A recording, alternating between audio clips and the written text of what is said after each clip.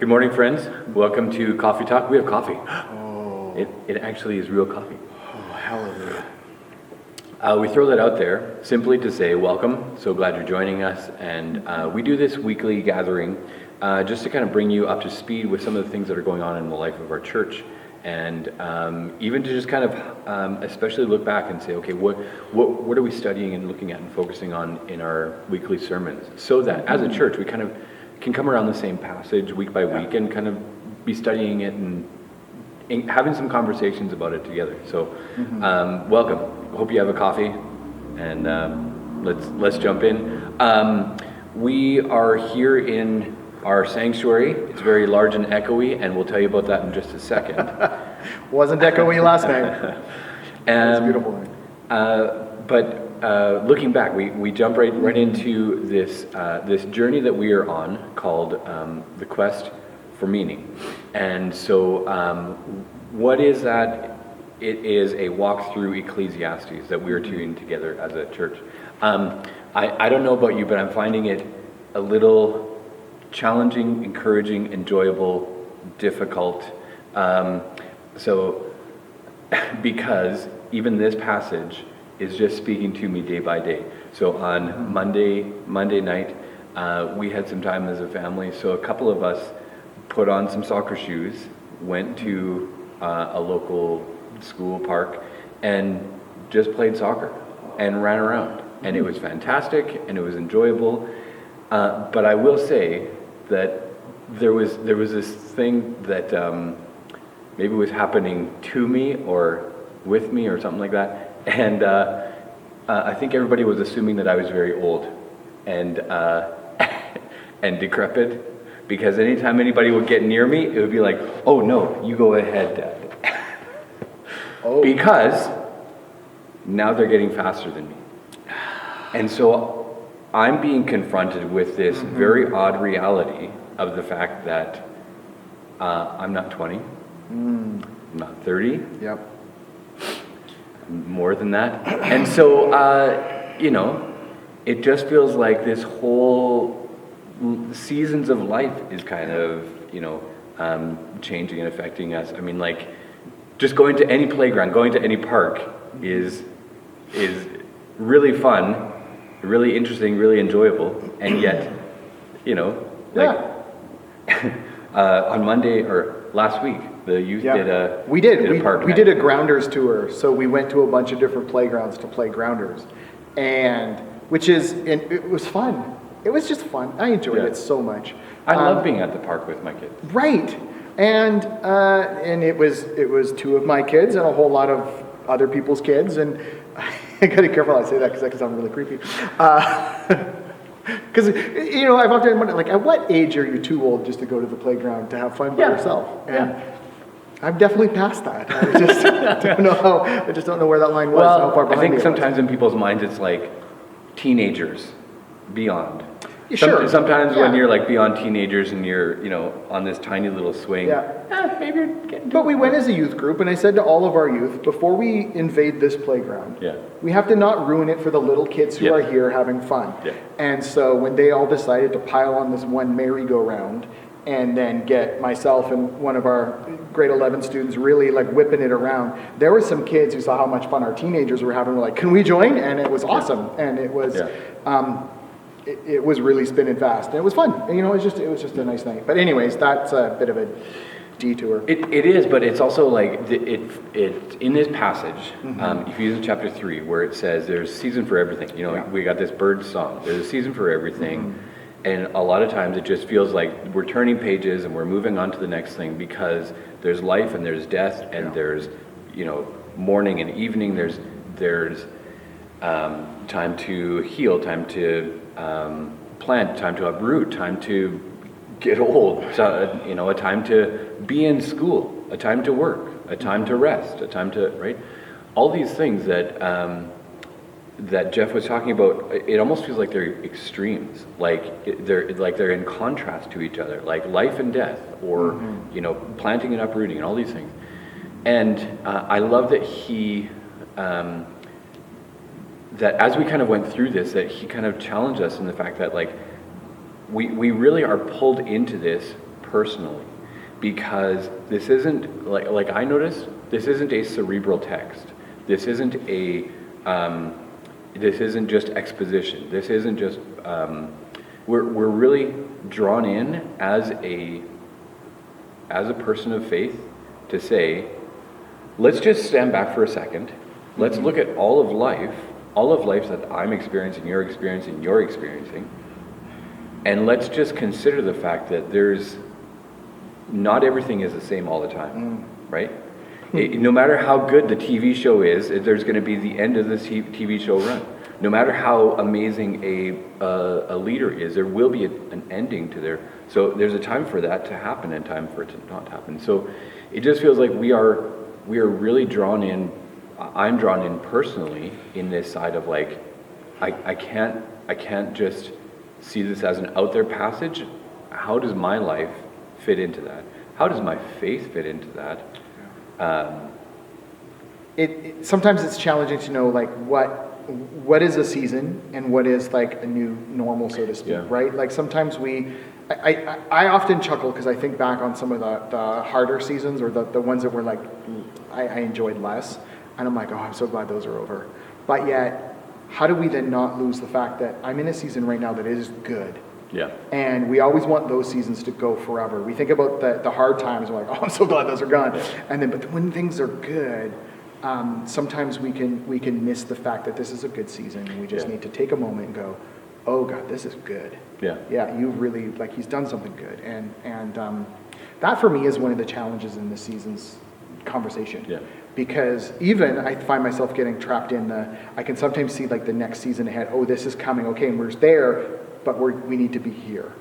And I think that's often a challenge for us, maybe more so for us in ministry when we're like, oh, because I was saying to someone last night, like this is a really full season this spring. It's exhausting, but it's good, and we're looking forward to summer, and we know summer's going to come, and then there's all the things that season's going to bring, and I'm like, okay, so I think in September I'll like maybe try and take a break. Oh wait, September's coming, and we got the new ministry cycle, and there's lots, and it's full, and each one has different aspects to it. And I know that's kind of blending the physical seasons with the metaphorical season, but they parallel in some ways in ministry and life. And the challenge is, let's not already be in fall when now we need to be in spring. Yeah.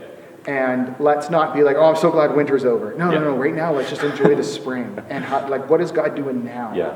And how are we a part of it? Or when we're in the winter, just saying, oh, is it spring yet? Right? And realizing that actually today. So Jeff brought us to this thought of peanut butter sandwich. I'm going to adjust it a little bit for a peanut butter pickle sandwich because that's actually better than peanut butter and jam. But he said there's these two sides of the bread, and I hope I'm getting it right. There's one side that says,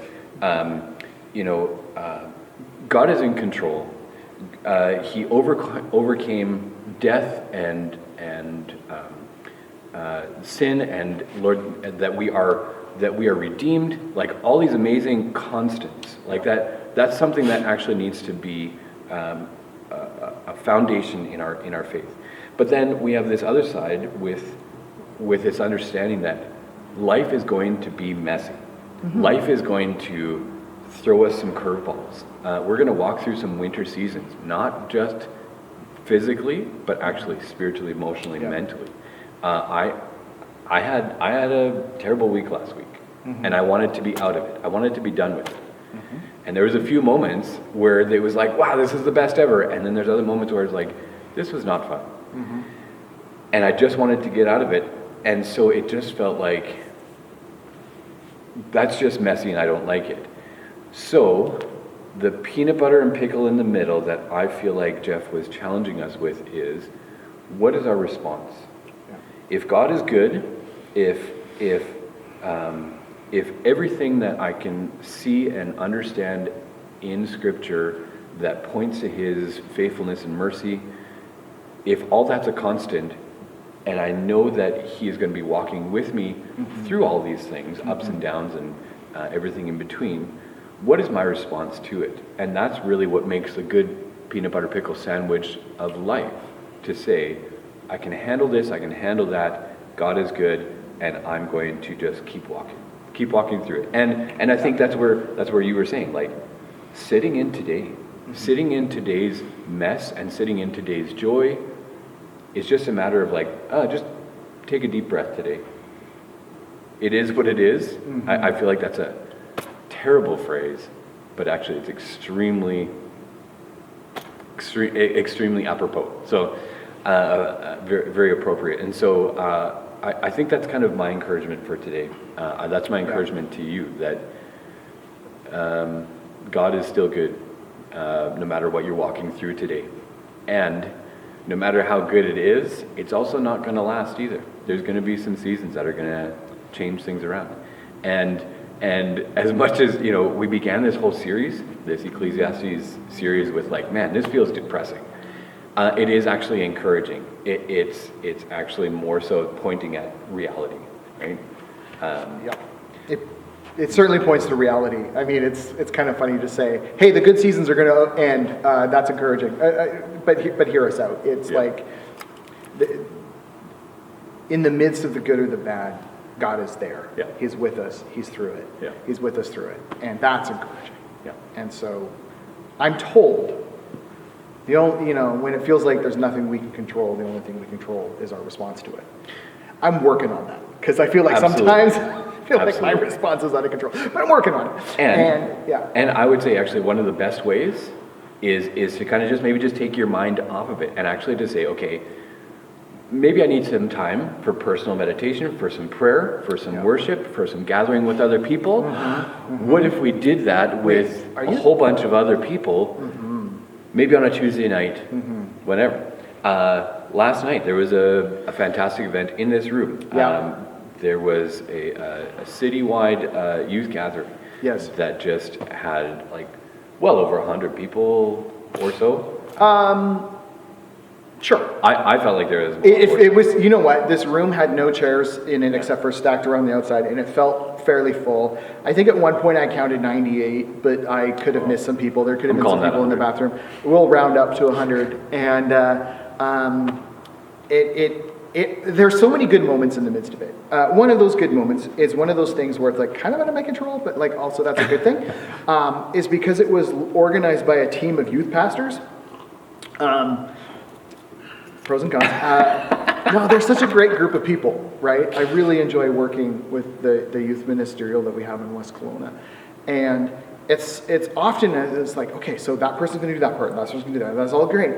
And then to go, I'm not going to tinker with it. I'm going to trust that they're putting in for what I put into my part, they're putting into their part. And I just can go, let's see what happens.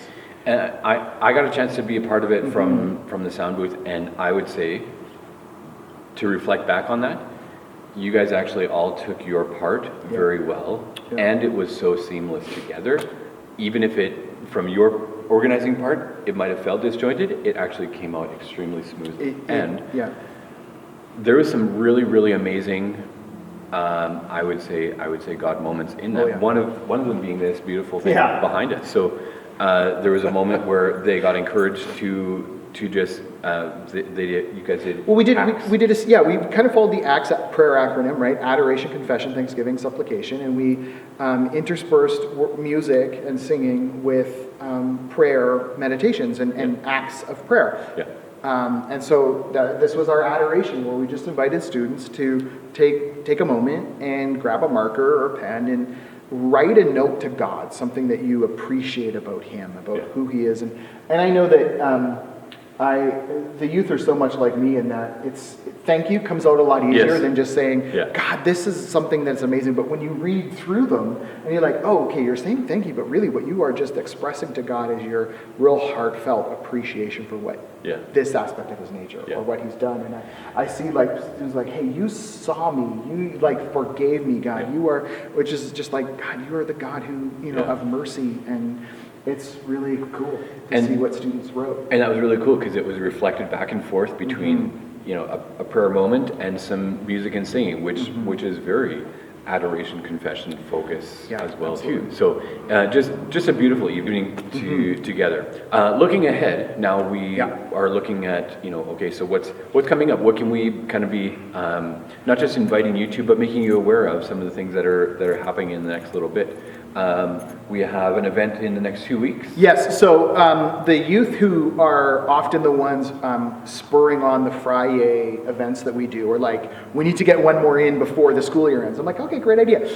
They're like, this is the only day we can do it. We're like, oh, okay, great idea. So June 12th, which I realize is like 1 week from tonight, we would love to invite the kids who are age 3 or grade 3, 4, 5. No, yeah, whatever, Yeah, the 3 to 6, 3, 4, 5, 6, to come and hang out here again in this space. And one of the things I'm really excited about it is because those grade 6s are like 2 weeks away from joining youth group.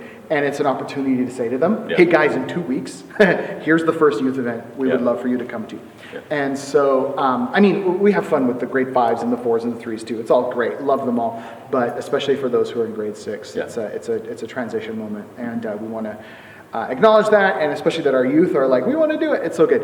So that's June 12, 6:30 to 8 p.m. here at the church, grades 3 through 6. Come on out and hang out and have some fun, and it'd be a good night. There's I do want to just one more reflective thing that's kind of ongoing.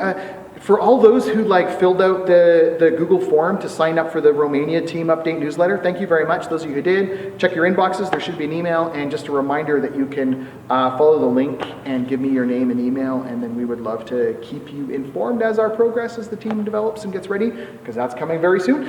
Then we can also we'll share a few updates from the field while we're there as well. So would love to keep you informed as to our progress and our journey and all of that. You can do so by signing up for a newsletter. Mm-hmm.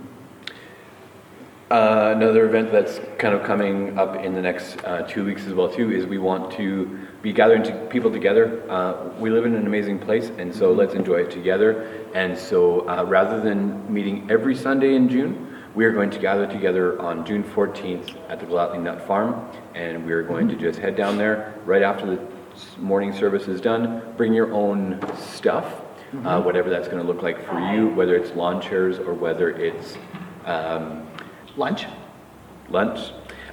You can have all those things with you, and you can bring it down, and we'll kind of be there just right around noonish, and just hang out in the sun on June 14th.